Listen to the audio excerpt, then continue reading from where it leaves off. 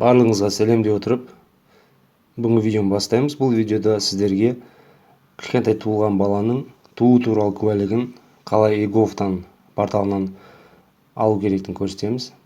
Ең алғашында eGov порталын ашамыз. Ең бірінші eGov порталына кіреміз. Ол үшін біз браузерді ашып, egov.kz деп жазамыз. Одан кейін YT деген басамыз. Бұл жерде өзіміздің кіру тәсілімізді көрсетеміз. ECP деп көрсетейік. Себебі бізде екі кілт бар. Выбрать сертификат. Осы жерде бізде кілт қай жерде тұрғанын көрсету керек. Д-да тұр. Auth дегенмен кіреміз. Ал екінші RSA деген кейін подтверждение жасау үшін. Сонымен пароль жазу керек, кілттің паролін.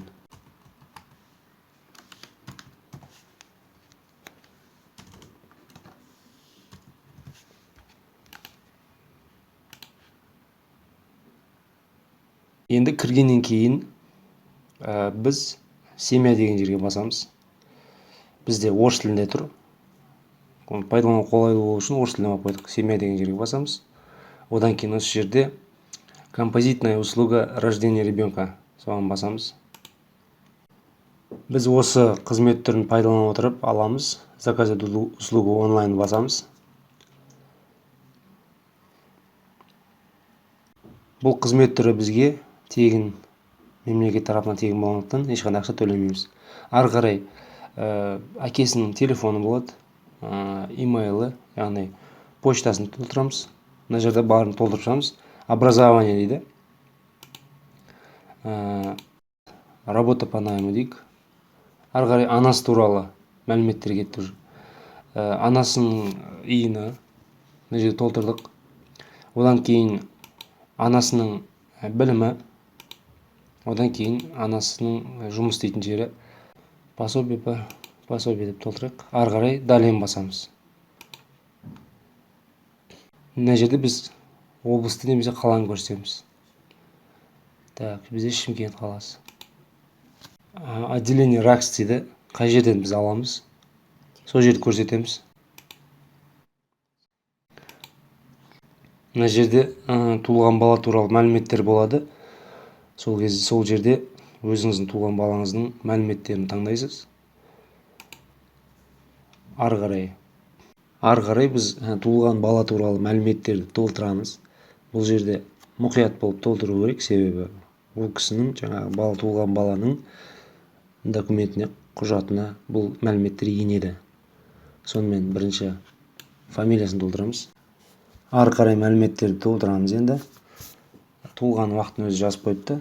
Ары қарай біз далее басамыз, яғни келесі бетке өтеміз. Мына жерде выберите пособие дейді, на новорожденного ребенка. Пособие таңдаймыз. Пособие на рождение ребенка и социальные выплаты по уходу за ребенком дейді. 1 жылға дейінгі. Соны таңдаймыз. Одан кейін банкты таңдаймыз. Народный банкты таңдаймыз. Және мына жерде өзіміздің счетымызды жазамыз. Сол счетқа бізден мемлекеттен баланың 1 жасқа дейінгі пособиесі түсіп отырады. Көмек, яғни мемлекет тарапынан көмек. Келесі кезекте банк счетының нөмірін тереміз. Так. KZ. Подтверждаю достоверность указанных сведений дейміз. Яғни мәліметтер дұрыс толтырылды деген сөз. Подписать и проверить счет. Счетты тексеріп жатырық. Ары қарай осындай подписать дейді, яғни біз подтверждение беру үшін таңдаймыз. Ары қарай біз өзіміздің кілтімізбен подтверждение жасаймыз. Ол үшін носитель информации басамыз да. Енді ары қарай мына жерде RSA деген кілтті таңдап көрсетіп жібереміз да, сосын подтверждение беріп далее басамыз. Ары қарай біздің банктың счетін тексеріп, барлығы дұрыс болса, соған жіберетін болып, бізге метрикені береді. Ол метрикені жаңа көрсеткен жерден барып ала аласыздар. Экрандарыңыздың алдында жазылып тұр. Сонымен сіздермен болған ғажап әлем арнасы. Бізге лайк басыңыздар, арнаға жазылыңыздар. Алда тағы да видео шығаратын боламыз. Сау саламаттар болыңыздар.